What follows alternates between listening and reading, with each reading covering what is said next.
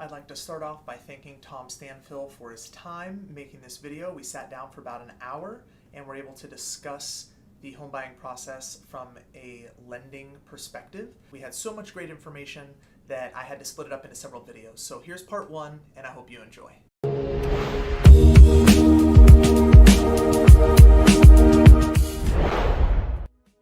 All right, hey guys, how are you? Blayne here with another video teaching you a little bit more about real estate. And I'm here with a friend who's going to talk to us a little bit about lending. Friend, why don't you introduce yourself? Well, my name's Tom Stanfill. I'm a lending officer here in Portland, Oregon, Lake Oswego area. I have been in lending for the last 19 years. Sounds strange to say that, but it's a great time in lending, a great time in real estate as always, but as with all things, things are changing, so why we're here to have a conversation about it. Cool, awesome. I look forward to it. So let's dig right in. Perfect. The home buying process can be overwhelming enough for people, but I'd love to talk to you a little bit about the process. Perfect. I figure maybe we can start first with someone wakes up and they say, you know what, I have a good job, I'm ready to buy a home, I'm ready to get some equity and have a home. What does that process look like between deciding you want to buy one and all the way up to putting in that first offer? All right, well, it's always an exciting time, a little nerve-wracking because you're ready to take that next step into the larger world of being now a homeowner, which is always exciting. But I think the first step is always about the people that you're going to work with, because this business is very complex, and having folks that you're going to work with and be comfortable with are super important. So getting out and finding a great realtor such as yourself, finding a great loan officer that's going to, again, work with you, have a similar communication style, those things are very, very important. But really when it comes down to starting the process itself, education is key. Know your credit. Know what your credit looks like.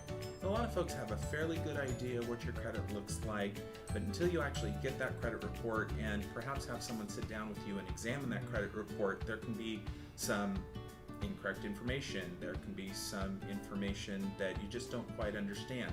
But getting your credit is key.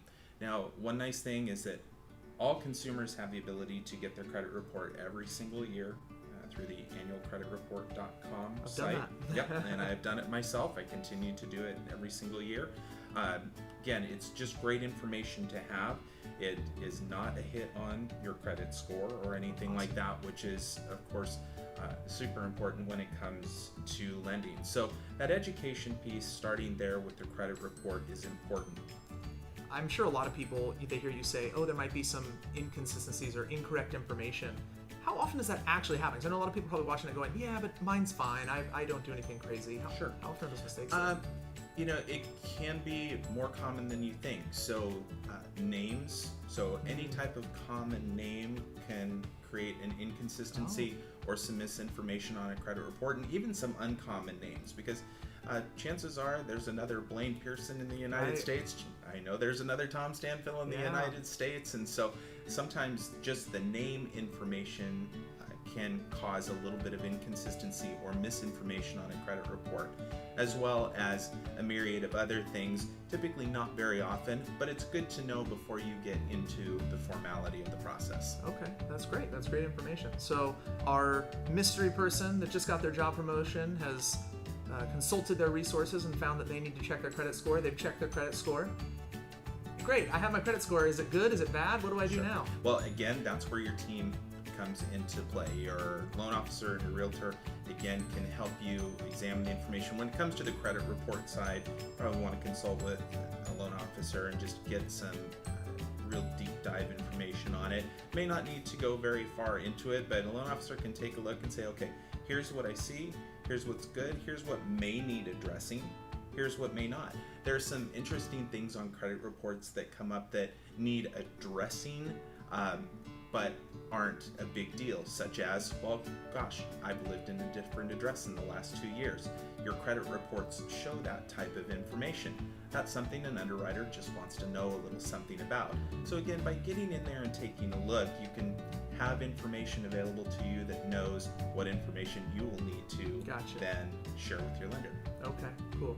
Now you've used the term loan officer, you've said lender, you've said underwriter. Yes. Break those down for me. So your loan officer is really your advocate with your lender. Your lender is going to be the institution or company that's actually providing the funds for your transaction. Your loan officer is really there to guide you through the process and tell your story as part of that process. Gotcha. So they're not the person, you as a loan officer are not giving me your money, but you are in charge of making sure I get the money from the person or entity that is lending the money. Correct. Really, your loan officer plays a role in making sure that you and the program that you're going to be entering into are a great fit for the home that you want to purchase. Met a loan officer we really like. They've gone through our credit report with us. Now what?